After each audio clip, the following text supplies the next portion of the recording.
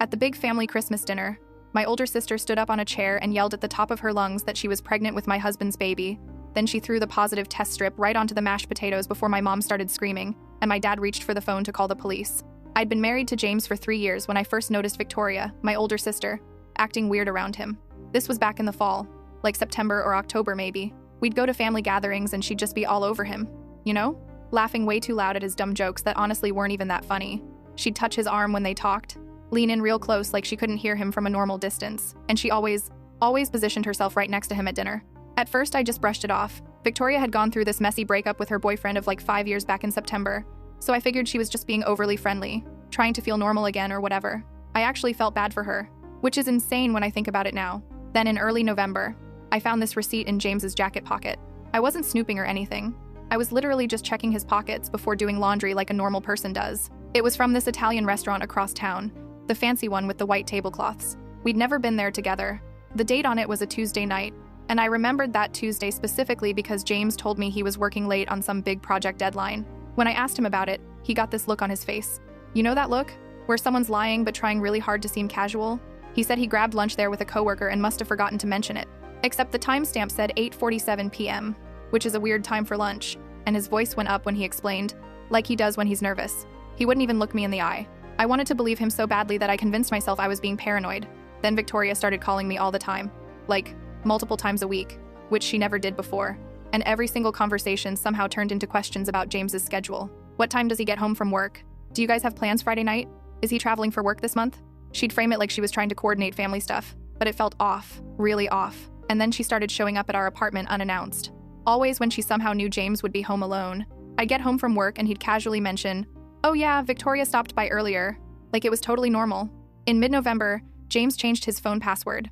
We'd been together 3 years, living together for 2, and we'd always shared our passwords. It was never a thing between us. So when I asked to use his phone one night because mine was dead and I needed to check something, he got super defensive. "I need privacy, Catherine," he said, pulling his phone away from me. "Privacy from your wife?" I asked. "It's not about you. I just think everyone should have their own space." That same week, he started showering the second he got home from work. He'd walk in the door, barely say hello, and head straight to the bathroom. He never did that before. Never. At my mom's birthday dinner in mid-November, I walked into the kitchen and found Victoria whispering something to James. He went completely pale and shook his head really firmly, and when they saw me, they jumped apart like I'd caught them doing something. Victoria's face went red and she stammered something about asking to borrow money. James wouldn't look at me the rest of the night. He kept checking his phone every 2 seconds under the table. My best friend Joanna called me the next week. "Hey, so this is probably nothing," she said, "but I'm pretty sure I saw James's car parked outside an apartment complex on Riverside yesterday afternoon." "Okay," I said. "Maybe he had a meeting nearby or something." "Catherine?" Her voice got serious. "It was your sister's building. And it was 2 in the afternoon on a Wednesday. I thought he had that client presentation across town." I felt like I was going to throw up, but I told myself she must have been mistaken. It was probably a similar car. Lots of people have silver Camrys. Then came Sunday brunch. The whole family was there at this little cafe my mom loves. We're all eating and talking, and Victoria suddenly puts down her fork real loud so everyone looks at her. "I have an announcement," she said. My mom literally clapped her hands together. "Oh, are you seeing someone new?" "Not exactly." Victoria took a deep breath. "I'm pregnant." The table went silent. My dad put down his coffee. My mom's smile froze on her face. "That's wonderful, honey," my mom finally said. "Who's the father?" "Someone complicated," Victoria said. "I'd rather keep it private right now." My mom spent the next 10 minutes pressing her for details, and Victoria got all teary-eyed and said she didn't want to talk about it. It was too emotional. She needed time. Then she grabbed her purse and left. I looked over at James. He hadn't touched his pancakes. His face was gray, and his hands were shaking slightly around his fork. He excused himself to the bathroom right after Victoria left and was gone for like 15 minutes. Over the next 2 weeks, I completely lost it. I couldn't sleep. I couldn't eat. I started going through James's stuff when he was at work, which I know is terrible, but I had to know. I found a burner phone in an old shoebox in the back of our closet, shoved behind winter coats. A flip phone, like something out of a crime show. I turned it on and my heart just stopped. Dozens of texts to a number saved as V. Heart emojis. Messages about meeting up. "Can't wait to see you tonight. Last night was amazing. I can't stop thinking about you." The most recent text was from 3 days ago. It said, "We need to figure this out before Christmas." I sat on the floor of our closet for probably an hour, just staring at that phone. Then I took pictures of everything. Every single message. I made copies and saved them in 3 different places. When James got home that night, I had the phone sitting on the kitchen counter. "What is this?" I asked. He looked at it and his whole face just crumpled. "Catherine, I can explain." "Explain?" You've been texting my sister. It's not what you think. Then what is it, James? Please, enlighten me. He ran his hands through his hair, pacing around the kitchen. Victoria has feelings for me. She's been coming on to me for months. I've been trying to let her down easy without causing drama in your family. By texting her? By meeting up with her? By having a secret phone? I never met up with her, he said, but his voice cracked. You're lying, I said. Joanna saw your car at her apartment. That was one time, and nothing happened. She was upset about the breakup and I was trying to be supportive. Supportive? My friend saw you there at 2 p.m. when you were supposed to be at work. Do you think I'm stupid? He grabbed my hands. Catherine, please. I swear to you, nothing physical happened. She's just confused and I was trying to handle it quietly. I yanked my hands away. Don't touch me. But I didn't leave. God, I wish I had left right then. Instead, I told him I needed time to think. My mom had been planning this big Christmas dinner for weeks, and I didn't want to blow up the whole family before the holidays. I figured I'd get through Christmas, then figure out what to do. That was stupid. That was so stupid. On Christmas Eve, I got a text from an unknown number. No message, just a photo. James and Victoria, kissing in a parking lot, his hand on her stomach. The timestamp said it was from 2 months ago, early November. I stared at that photo until my eyes burned.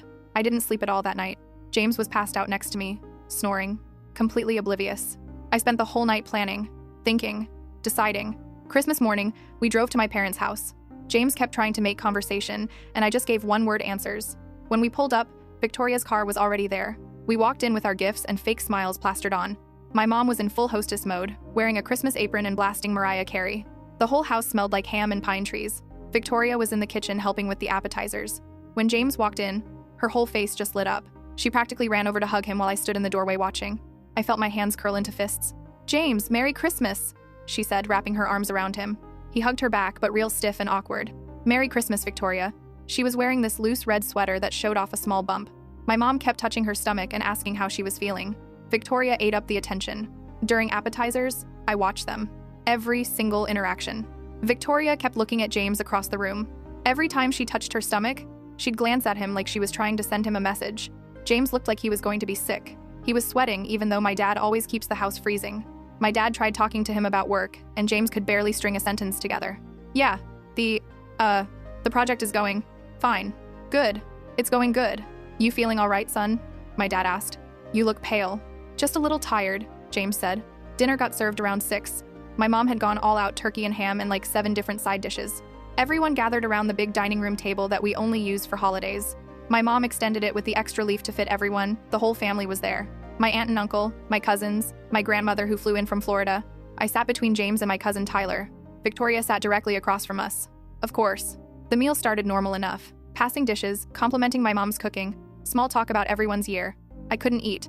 I just pushed food around my plate and watched. Victoria kept steering every conversation back to babies and pregnancy. I'm just so excited, she said, touching her stomach again. This baby is going to be so loved. Do you have any names picked out? My aunt asked. Not yet. I want to discuss it with the father first. Victoria smiled. When the time is right. My mom jumped in. Speaking of which, honey, you still haven't told us who the father is. We're your family. We want to support you. I know, Mom, and you will. Soon. Victoria took a sip of water. Actually, the father is going to be very involved. Very hands-on. He's a good man. Then why all the secrecy? My dad asked. Victoria put down her fork. Because it's complicated. The situation is delicate, but I promise, you'll understand soon. Actually, she looked around the table. You all already know him really well. The whole table went quiet. Everyone stopped eating and stared at her. My grandmother set down her wine glass. What do you mean, dear? Victoria pushed her chair back and stood up. Then, I kid you not, she climbed onto her chair. Just stepped right up so she was standing above everyone at the table. Victoria, get down from there, my mom said. What are you doing? Victoria reached into her sweater pocket and pulled out a white plastic stick. A pregnancy test. She held it up high so everyone could see the 2 pink lines. I'm pregnant with James's baby, she screamed at the top of her lungs. We've been having an affair since September. Then she threw the pregnancy test. It flew through the air in slow motion and landed directly in the bowl of mashed potatoes in the center of the table. Gravy splattered everywhere, onto the turkey, onto my aunt's white blouse, onto the good china my mom only uses for Christmas. My mom started screaming. Just this high-pitched wail that didn't even sound human. She knocked over her wine glass trying to stand up, and red wine went everywhere, all over the white tablecloth. My dad's chair scraped back so hard it fell over backwards and crashed to the floor. He grabbed his phone from his pocket. I'm calling the police, he said, his hands shaking so bad he could barely unlock his phone. Dad, what are they going to do? I heard myself say, but my voice sounded far away. Cheating isn't illegal. James jumped up, his face bright red. She's lying. Victoria's insane. She's making this up. Victoria pulled out her phone, swiping frantically. Oh, really? Then, explain this. She pressed play on a voice recording and James's voice filled the room. I love you, Victoria. I know this is complicated, but we'll figure it out. We'll be together, I promise. We'll be a real family. That's taken out of context, James yelled. I never said that. It's literally your voice, James. Victoria shot back. My grandmother clutched her chest and my aunt had to help her to the couch in the living room because she was breathing too fast. My youngest cousin, who's only 8, started crying and ran upstairs. My uncle was on his feet, pointing at James. Get out of this house right now, my uncle said, his voice shaking with rage. Victoria was yelling over everyone. I'm not lying, I have hotel receipts. I have ultrasound photos where he came with me. I have everything. My uncle started physically pushing James toward the door. James was trying to talk, to explain, but my uncle wasn't listening. And I just sat there, frozen. Everyone was screaming and moving and falling apart and I couldn't move. I felt like I was watching it happen to someone else. Then something snapped. I stood up, walked around the table, and grabbed Victoria by her hair. She screamed as I yanked her off the chair and she crashed to the floor. We went down together, rolling around on the hardwood floor while dishes crashed around us. I was hitting her, pulling her hair, and she was scratching at my face. I didn't even feel it. I just felt rage. This white-hot burning rage that I couldn't control. You slept with my husband, I screamed in her face. He wanted me, she screamed back. He chose me. Family members were trying to pull us apart. My dad was yelling. My mom was still crying. James tried to grab me and pull me off Victoria, and I twisted around and punched him straight in the face. I felt his nose crunch under my fist. Blood exploded everywhere. All over his white button-up shirt. All over his hands when he grabbed his face. Catherine, stop! James was yelling through his hands. Don't you dare say my name, I screamed. My uncle finally pulled me off. Victoria and my cousin grabbed her. We were both breathing hard, hair all messed up. My knuckles were bleeding. I don't even know if it was from hitting James or from hitting the floor. Victoria was crying on the ground, holding her stomach. That's when we heard the sirens. Someone, probably my dad, had actually gotten through to 911. 2 police officers walked into complete chaos. Food everywhere. Broken dishes. The dining room looking like a tornado hit it. Me with bleeding hands, James with his broken nose, Victoria crying on the floor. The officers separated everyone and started taking statements. My dad was yelling at them to arrest both James and Victoria for ruining Christmas and destroying his family. Sir, I understand you're upset, but that's not a crime, one officer said patiently. They talked to everyone separately. James kept trying to explain, to make excuses. Victoria was milking the victim angle, claiming I'd attacked her while she was pregnant and hurt her stomach. The paramedics came and checked her out and found absolutely nothing wrong with her or the baby. I just told the truth. My husband had been sleeping with my sister. She announced it at Christmas dinner, and I lost it. The officer looked at me with this sad, tired expression like he'd seen this exact scenario 100 times before. Ma'am, I understand your anger, but you can't assault people, he said gently, even when they deserve it. I know, I said. My hands were shaking. James tried to follow me when I texted Joanna to come get me. The officer held him back while I walked out to wait on the curb. My mom was still inside, crying so hard she could barely breathe. My dad was consoling her. The whole family was just shattered. Joanna pulled up 20 minutes later and I got in her car without a word. She didn't ask questions, just drove me to her apartment. I stayed there that night, lying on her couch staring at the ceiling while my phone exploded with notifications. By morning, the entire extended family knew. The group text chain was going insane. I had 67 missed calls, over 100 texts from everyone. Family members, James, even Victoria, trying to explain herself. My mom sent this long message about how she couldn't believe both her daughters, how she didn't know what to think or who to support, how Christmas was ruined forever. My aunt was asking what really happened. My cousins were taking sides. It was a complete mess. I didn't respond to any of it. The next morning, I drove to the apartment while James was at work. I packed everything essential. All my clothes, my laptop, important documents, family photos from before James, my mom's jewelry she'd given me. I left my wedding ring on the kitchen counter with a note that said, "Get a paternity test." I took photos of everything in the apartment, all our furniture, electronics, everything we'd bought together. I went to the bank and withdrew exactly half of our joint account, down to the dollar. I wasn't taking more than what was mine. When James came home and found me gone, his phone started going crazy. Calls, texts, voicemails, begging me to come back, saying we could fix this. He showed up at Joanna's apartment that night, banging on the door. "Catherine, please, let me explain," he yelled through the door. Joanna opened it just enough to glare at him. "Leave or I'm calling the cops. Your choice." He left. I hired a divorce lawyer first thing Monday morning. The consultation was brutal, laying out everything that happened, showing her all the evidence I'd collected, the texts, the voice recording, the photo of them kissing. She listened to everything with this professional poker face.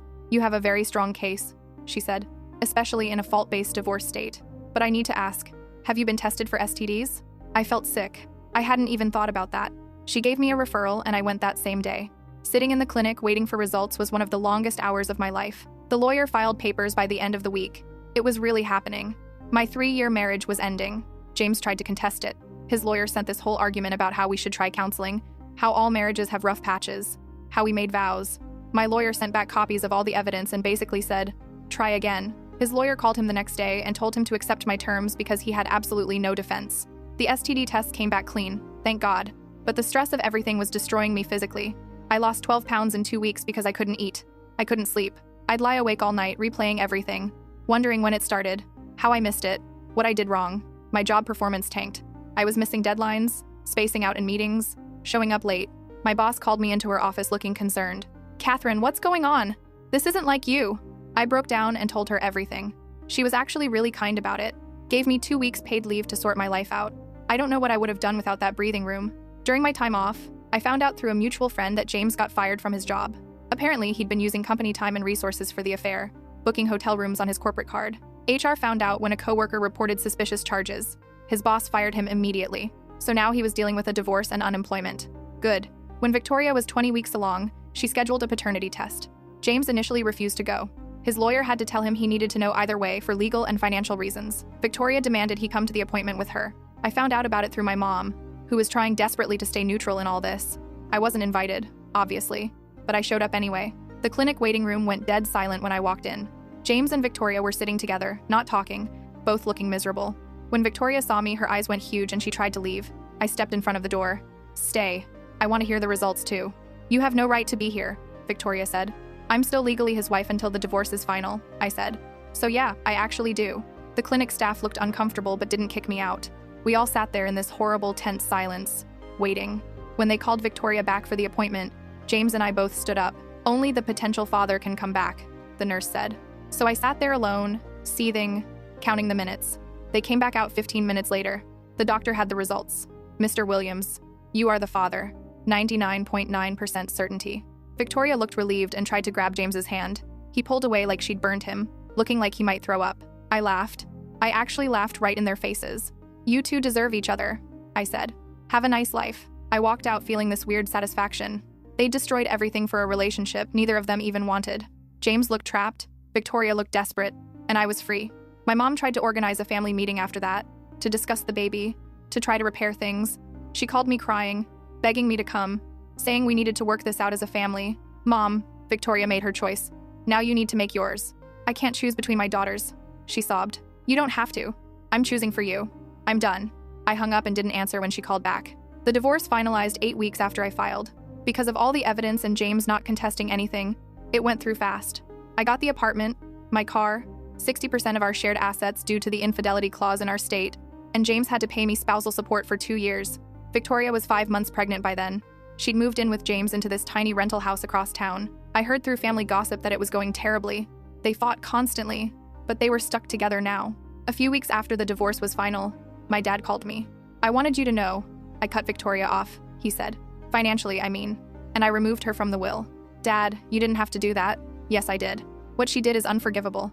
I can't support her relationship with that man. I heard Victoria had called him crying and begging, but he held firm. Part of me appreciated it, but mostly I just felt sad. Our whole family was just broken now. I appreciate it, Dad. But you don't have to pick sides. I just need space. Joanna became my lifeline during all this. She dragged me to therapy, got me a gym membership, pushed me to focus on my career. I threw myself into work like never before. Stayed late every night, took on extra projects, anything to avoid thinking about my imploded life. 3 months later, I got a promotion. A big one, with a significant raise. My boss called me into her office and told me my work had been exceptional lately. You've really turned things around, she said. I'm impressed. For the first time in months, I felt like myself again.